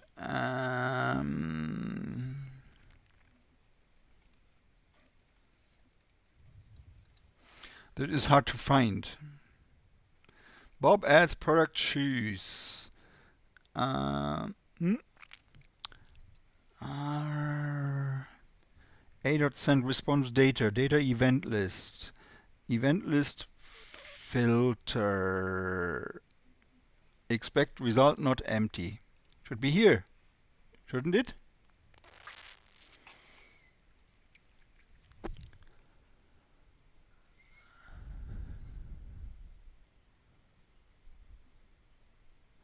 There we are. There's a result. The And result, it's fine empty. yeah, so it's fine. So, but there is products, and it's P40. And there's a date, and there's a user, there's a state registered. That's cool.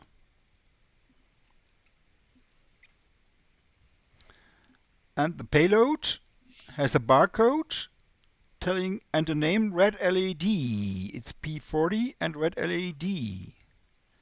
It's the only thing that's there. The other thing has not reached our server. Yeah, then there should. I think that the filter. No. It's actually the event list is actually wrong. It's not there. Okay. So let's have a look at it. Local. It's oh. So where's the event list? Here's the event list. That's hard. So if it's in the A, no. So where do I find this in the variables list? Closure.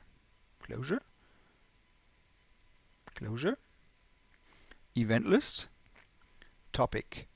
So the event list contains only one event. That's wrong. It should be two. At this point in time. Shouldn't it? Yeah, we have just clicked on that one. And the event list should be two. So we need to look into the service.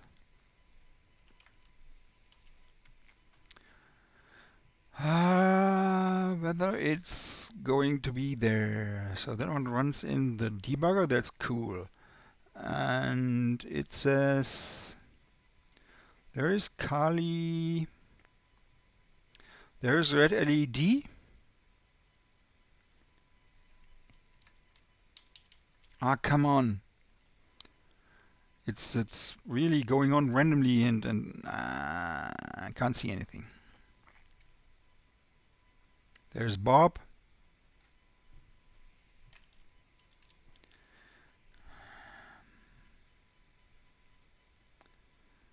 There's Kali. There's red LED. I think it's missing. So it's not received at client side. So, and this is a problem with products edit.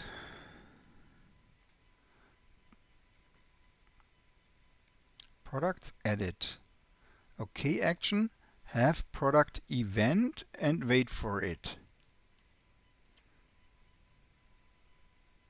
Submit the event. Say it's created and it's on products. We need to have a look at the. Sorry. We need some more time. It's in the submit handler.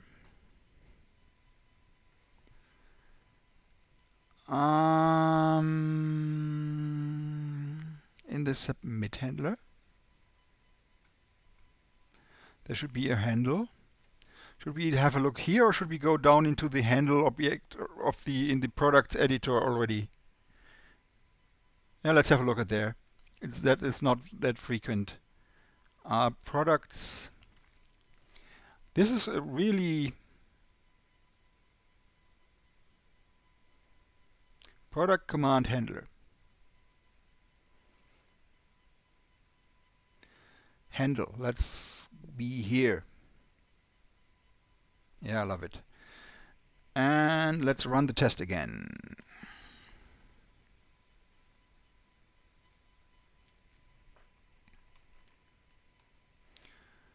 Yeah. So that one now should show up here. Here it is. And the event is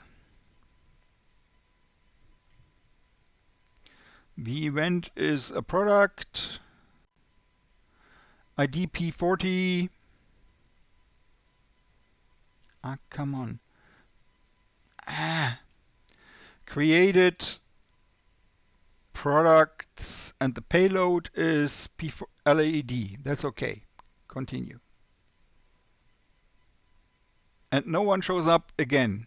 So where is this other thing?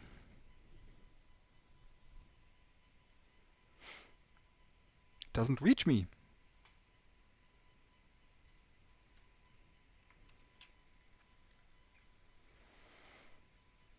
So there's products. And the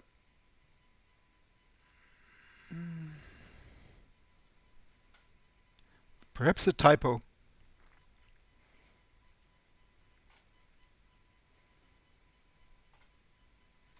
Have product event. Products. No, it's fine.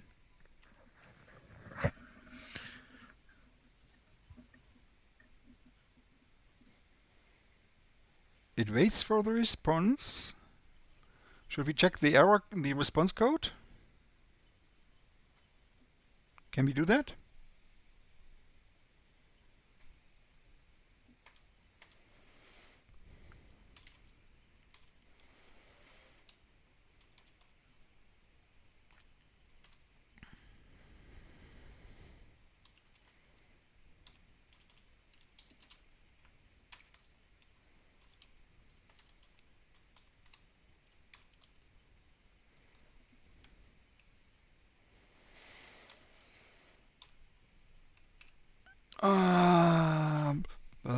Well. So what should we? Where are we? Yeah, I think you really should going on instead of debugging. So what should I do? I think you should go on.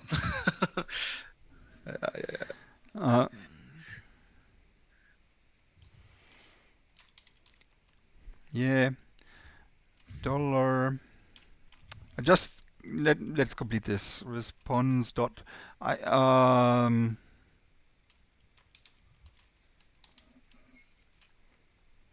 want to be able to put a breakpoint in there. Okay. So it's F12.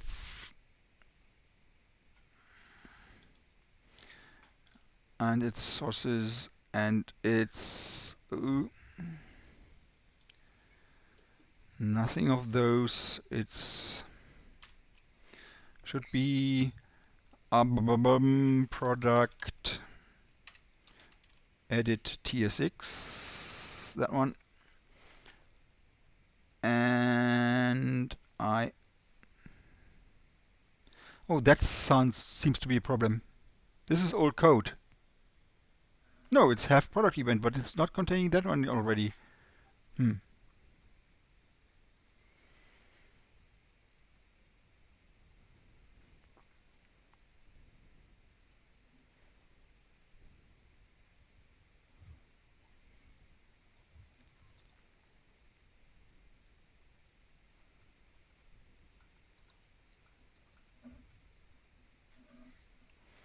So now this is not working because here's a breakpoint.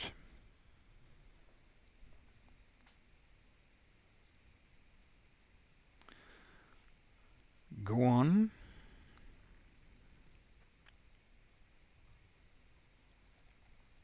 So why is this old code?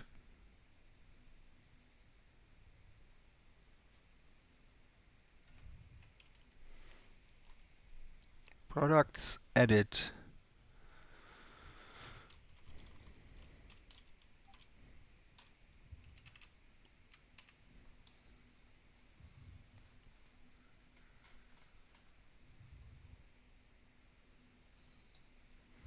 It has been. Okay. Yeah, it's have product event. It's not old code. I'm wrong. It's main state.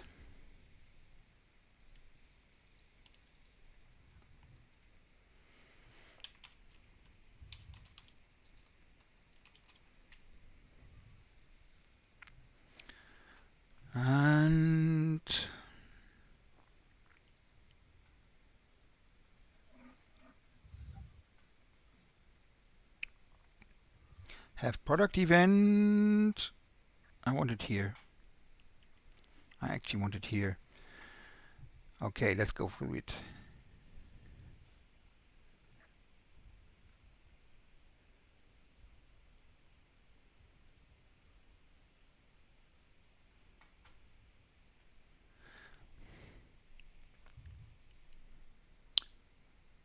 Okay, this is totally wrong place. Bob adds products, shoes and shirts.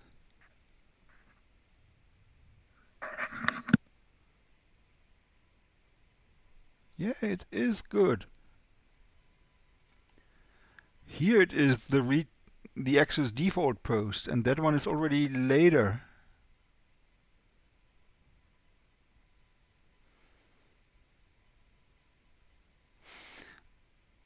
I'm not happy, and actually it doesn't show up at the server the point. So I need your help, guys.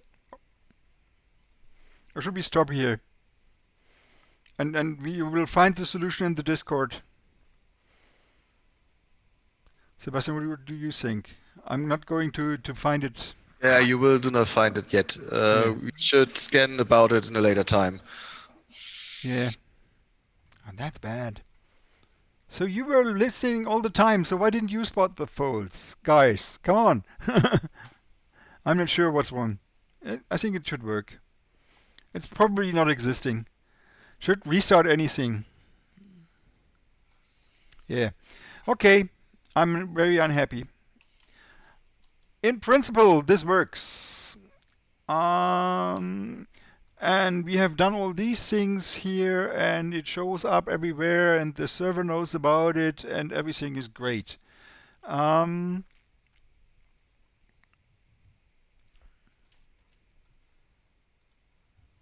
So I feel bad about the homework. So the thing there that you should do all these things, I should actually explain you more about the users. And actually, we will postpone the assignment until after the next lecture. Just split it up. So there will be an assignment in the first week of January, and there's no assignment this week. I wish you all a very Merry Christmas. And so if you want, you can actually try to implement these suppliers and products stuff. So next week I will show the fix for this bug and the remaining things. There's something special about the users thing here. And then the next week there will be this assignment. So you can actually start with this already. And you show us the solution at Thursday in the first week of January. And the date is, I do not want to have it in my recording, and the date will be, so the first lecture will be on January the 4th, Monday, January the 4th, and so the assignment 6 is due to Thursday, January the 7th. That's the idea. And so what a disaster. I'm sorry. Guys, have a nice end of the year. If you celebrate Christmas, do that. Have fun. I hope we all stay away from COVID, and you will see in the next year, and we'll have fun until then. If there are some people who want to show us assignment 5 in the Discord, we will be there in some 10 minutes, and then hopefully it's done. Thank you for your attention. Aufnahme beenden.